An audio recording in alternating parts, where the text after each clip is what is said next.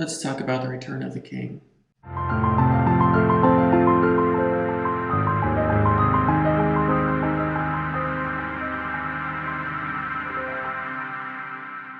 Now, if I was smart, I would talk about the entire Lord of the Rings trilogy. And just like watching The Detour probably wasn't the best move since it's a no-name movie, film noir from the 40s, watching the third movie in a trilogy that no one's really talking about at the moment isn't probably the best idea in the world. But it's the movie I watched yesterday, so it's the one I want to talk about. And the thing about the movie is it's okay. I mean, I really don't understand the fanfare in the same way they don't understand the fanfare for the Terminator. Well, that's not true. I will say, let me start out by saying that from a technical standpoint, it really is a masterpiece. A lot of things they do are just technically astounding. I mean, when you recognize that the film was made in 2003, how are you not just a little bit amazed? If that movie came out today, we'd be like, wow, those special effects are incredible. And it deserves the best Oscar for special effects. And the music is absolutely beautiful. Let's just give a hand to that. And the cast, I mean, every single performance is just incredible. And that's not only a compliment to the cast. I think it's a compliment to Peter Jackson as a director that he can get this group of people to work together, and it really feels like, especially the relationship between Sam and Frodo, much like in the book, it feels genuine and honest and real in a way that is very hard to describe. The problem with the movie, however, is the same problem I have with a lot of these movies, which it's 3.5 hours long, and much like the second Terminator movie, it's actually multiple movies put together. Now, I think what's interesting about The Lord of the Rings is because of the time that it was made. I think if someone pitched this trilogy today, I don't think it would be pitched as a 3 films. I think it'd be pitched as a 10-part episode miniseries on, say, Netflix or HBO. Honestly, I think the pitch for Game of Thrones was basically a serial version of Lord of the Rings. And of course, it was based off of another set of books, which are also kind of based off of The Lord of the Rings. But the similarities are there, and I think it honestly probably would have worked better. And I know I'm gonna ruffle a lot of feathers because people love this series. And this isn't to criticize the series, it's just at 3.5 hours at length in 3 films. I mean, that's 10 hours of watching, and that's not even watching the extended edition, which I did not watch because I did not want to spend 4 hours just watching extra footage. I genuinely believe in the theatrical version. Now, I know that the theatrical version and the director version can sometimes be different, and it has been, especially in the past, a way for a production company to basically just double their money because they can sell everyone who sees the film, and then they'll all watch it again because they go, oh, I want to watch the super cut or like the adult cut or this cut or that cut, which I'm not really a fan of. I think all films really only have one version, and of course, perhaps that version has been bastardized.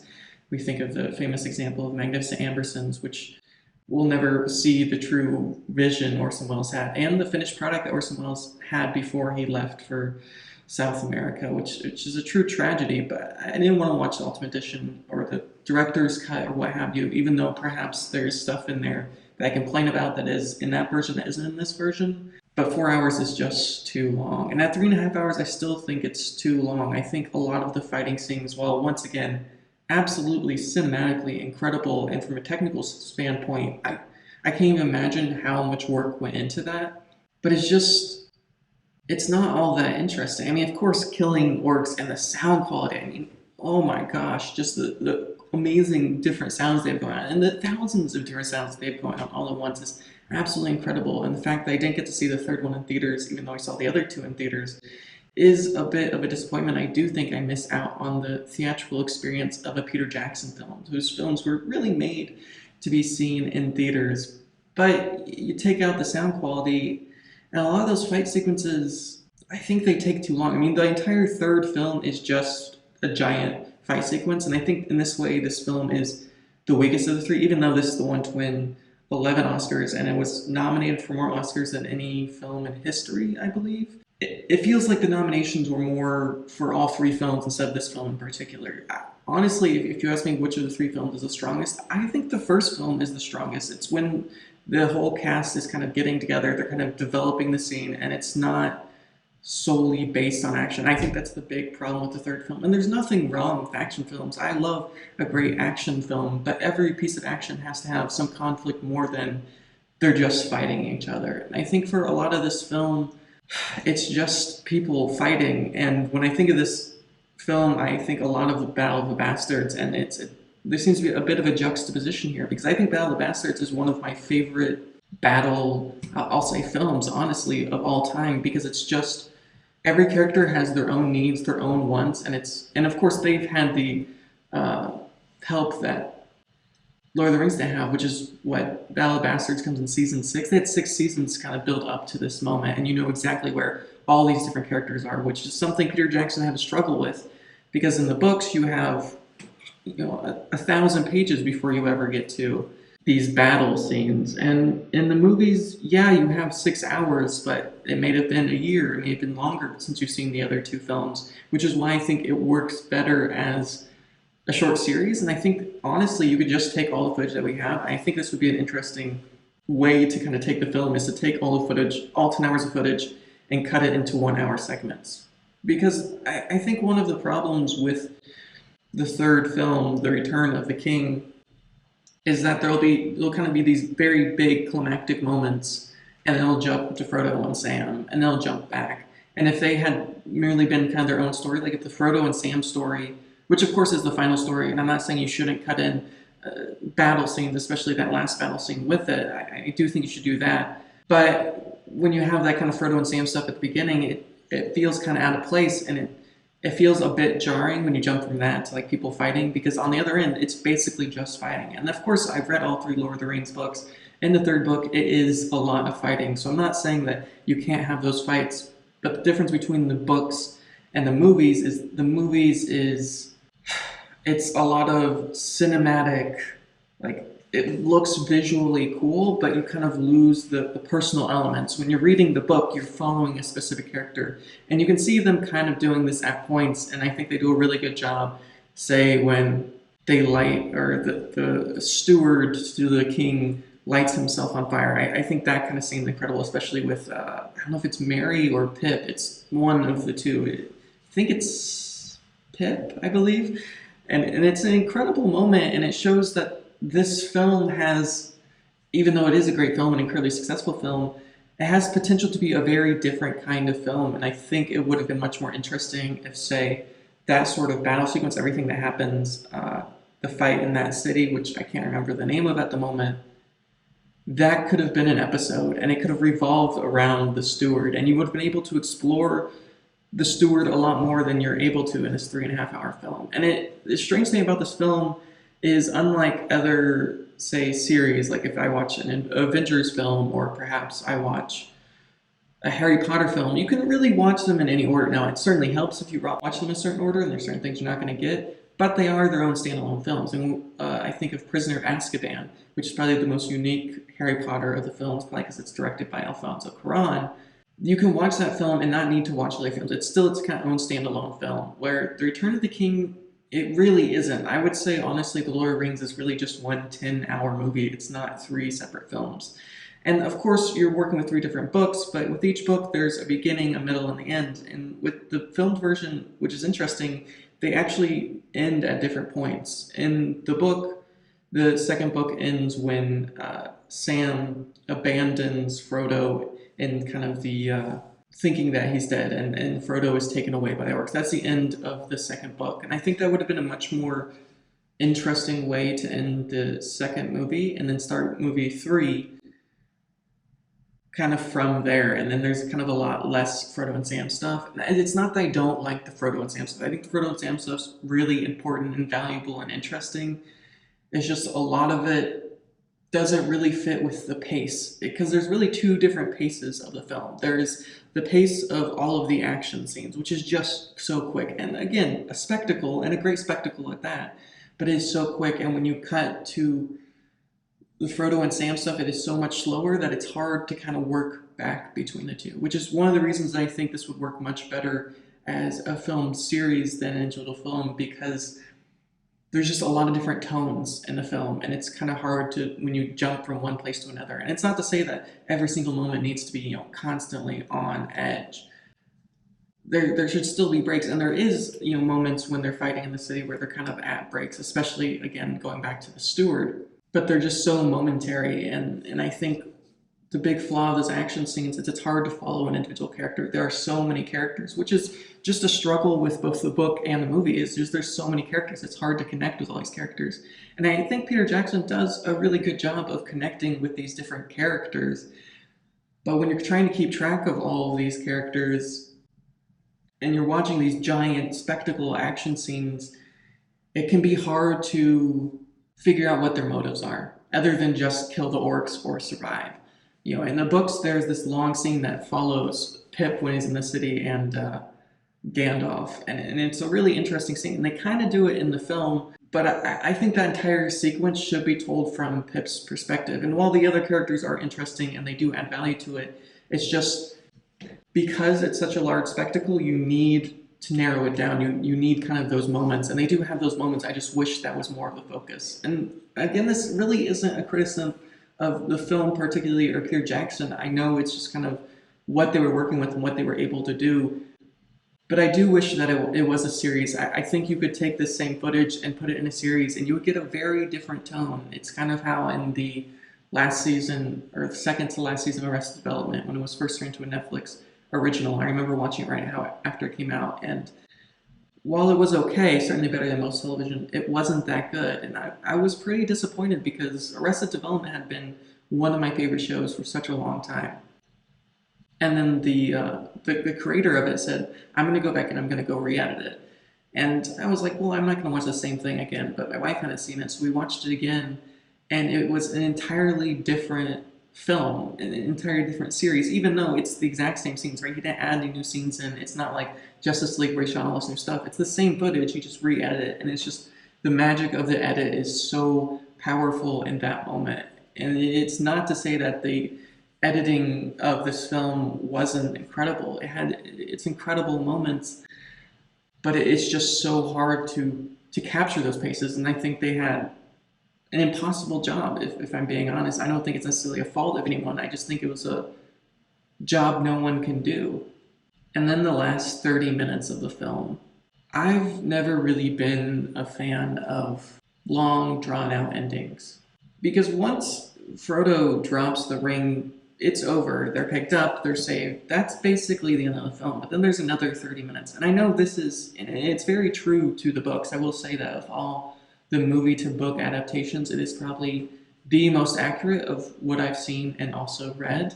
But in a book, you need that because you've been, I listened to the Lord of the Rings trilogy, and that's like 60 hours of reading. So after 9 hours, an hour to kind of lull down out of the experience is necessary. But with the movie, even a movie as long as this, I don't think it adds anything. You get them picked up and maybe have that final scene where at the boat, but all the other things in between where they're sitting around at the bar and they're drinking and, Sam's doing his thing and these other people, you're kind of finding their endings. It's too long. I remember when I'd go to the movie theater when that was a thing people still did.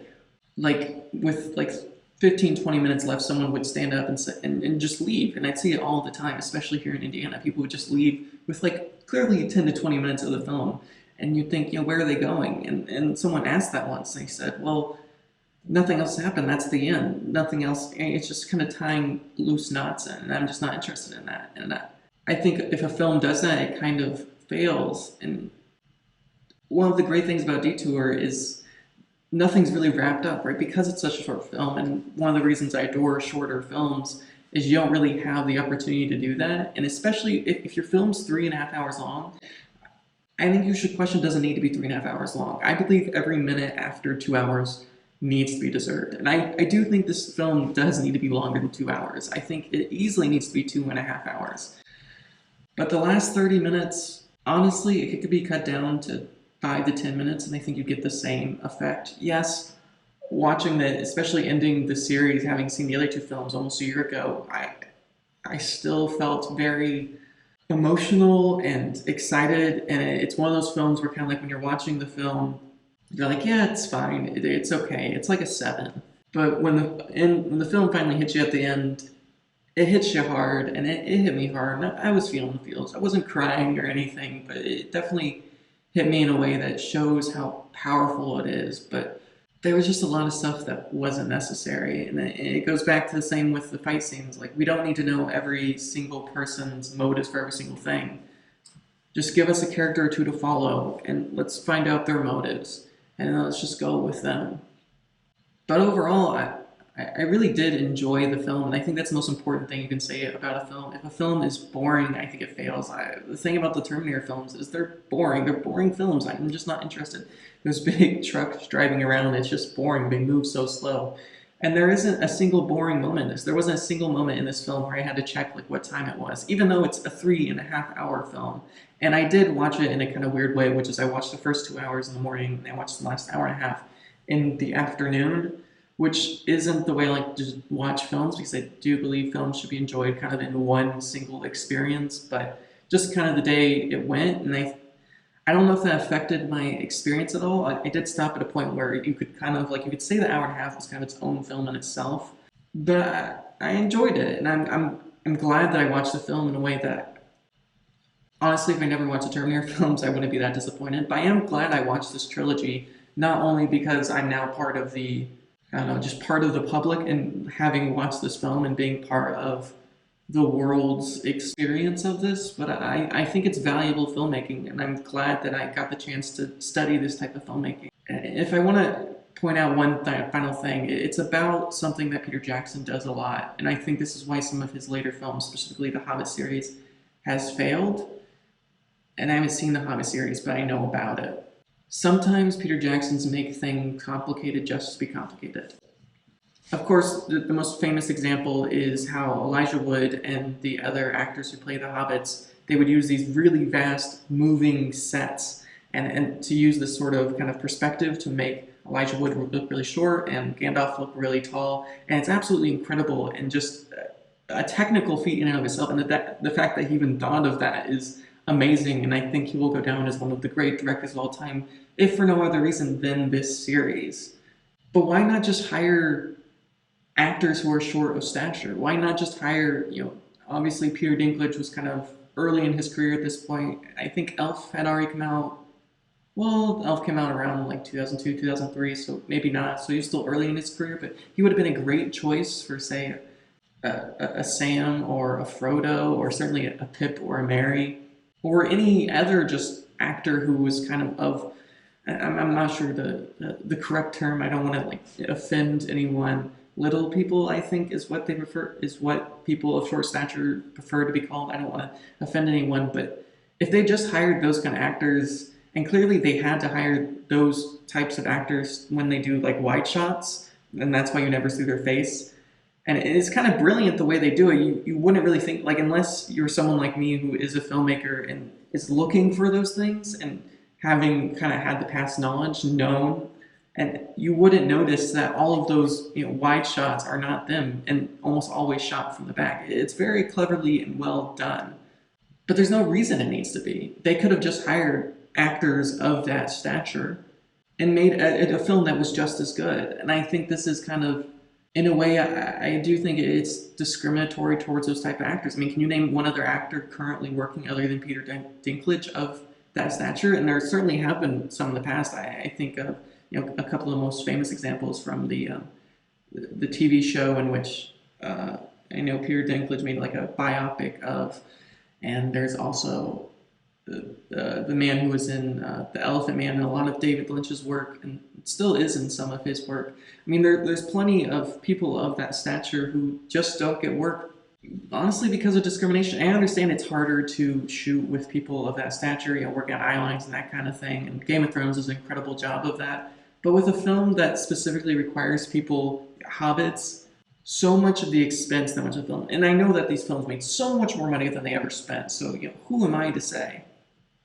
But if they had just hired actors of that stature, they wouldn't have really had that problem at all, and just the amount of expense and special effects kind of been lowered a lot. And I wonder, if you take out the special effects, how much praise would these movies get? Now, they do deserve the technical respect, but if you take that aspect out, if you take out and you had just hired those kind of actors, I think it'd still be a beloved film and a well-liked film. I don't know if people would think it's great it is. I think one of the reasons people love the Lord of the Rings series is because it's a technical feat, and I admire Peter Jackson because of that technical feat. But he made it difficult for no real reason. He could have just hired those kind of actors. I think there are plenty of good actors that could have done the job of short stature. I'm of the belief that any actor can be a great actor if merely with the right director. I think of the work of any Italian neorealist and how they would often work with non-actors. And if you watch a film, you're like, these are Academy Award-winning performances. Because anyone can act well, and sure, memorizing lines can be difficult, but if you just need them to act, you just need them to show emotions, it just requires a great director. And I think Peter Jackson clearly has that quality in him. I mean, even though this is a star-studded cast and they're all great actors in their own right, Peter Jackson had the ability to have them work well together for years and successfully at that, which is an incredibly challenging thing to do and certainly something I've never done before. So I'm not here to criticize Peter Jackson, the director, but he just made it more complicated than it had to be. And I think he does that a lot. I think he makes things complicated for the sake of making them complicated. And yes, that challenges him as a filmmaker, and good on him for challenging himself and pushing himself.